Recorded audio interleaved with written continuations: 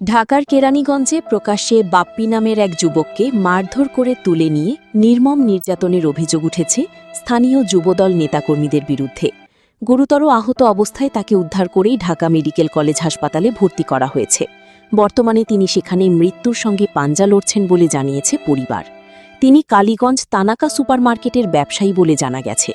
এ ঘটনায় বাপ্পির বড় ভাই সাব্বির দক্ষিণ কেরানীগঞ্জ থানায় একটি লিখিত অভিযোগ দায়ের করেছেন। বিস্তারিত থাকছে ডেস্ক রিপোর্টে।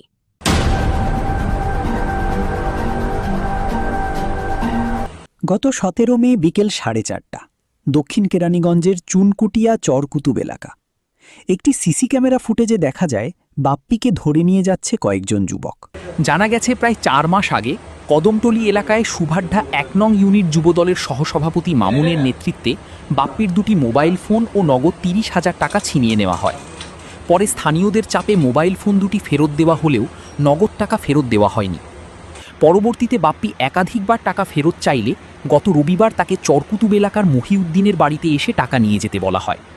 সেই বাড়িতে প্রথম দফা মারধর করে পরে তাকে বেবি স্ট্যান্ড এলাকার একটি কমিউনিটি সেন্টারে নিয়ে গিয়ে নির্যাতন করা হয়। সেখানে গেলে সুভাড্ডা 1 নং ইউনিট যুবদলের সভাপতি ইমতিয়াজ আহমেদ শাকিল ও সহসভাপতি মামুনের নির্দেশে রাজু ও অপুর নেতৃত্বে 8-10 জনের একটি দল তাকে মারধর করতে করতে সেখান ফেলে যায় বলে অভিযোগে উল্লেখ করা হয়েছে। ঢাকা মেডিকেল কলেজ হাসপাতালে মৃত্যুর সাথে পাঞ্জা লড়া বাপ্পির বড় বোন নাজমা বেগম নির্যাতনের বর্ণনা দেন।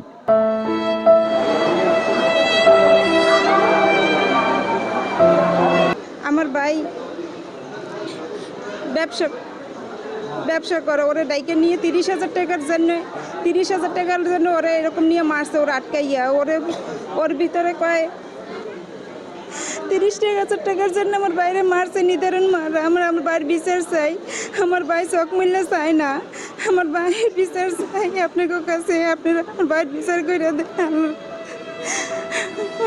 অবস্থা খুবই খারাপ। আমার ভাই চোখ মিললে চাই না। আমার বাইরে নির্দোষীরা শুধু মারছে, আমার ভাই কিচ্ছুই করে নাই। আমার বাইরে দইটা নিয়ে গেছে, যাত্রাপথের থেকে নিচে শাকিল বাপ্পির নেতৃত্বে মারছে আমার ভাইয়ের। অপু, মহিউদ্দিন, রাজু। আমরা বিচার চাচ্ছি। ওদের মতো খারাপ লোক জানি মানুষের আর ক্ষতি না, আমার ভাইয়ের মতো কেউ জানি নির্দোষ জানি কোনো অত্যাচার না হয়। বিচার চাই। আমার বাইরে যারা মারছে তাদের বিচার চাই। তারা জানি আর কোনো নির্দোষরে জানি আর না মারে, কোনো সময় জানি কোনো ক্ষতি না হয়, কোনো সময় জানি কোনো অপহার না করে।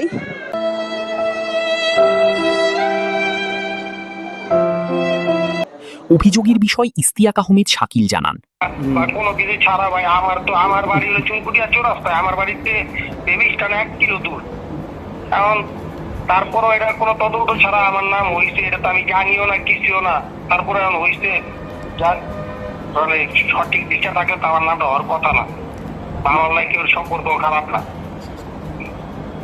বুঝছেন? জি ভাই, এই আর কোনো মন্তব্য নেই। বুঝলাম না, অনেক দিয়েছে বাইকের লিগা দিল, এটাই তো বুঝলাম না।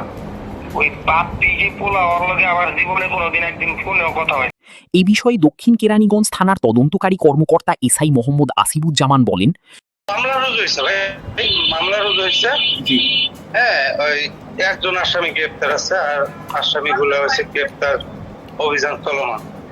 টোটাল হয়েছে আপনার 8 জন। বর্তমানে আহত বাপ্পি ঢাকা মেডিকেল কলেজ হাসপাতালে চিকিৎসাধীন রয়েছেন।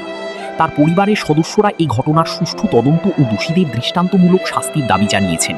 Buriganga news desk.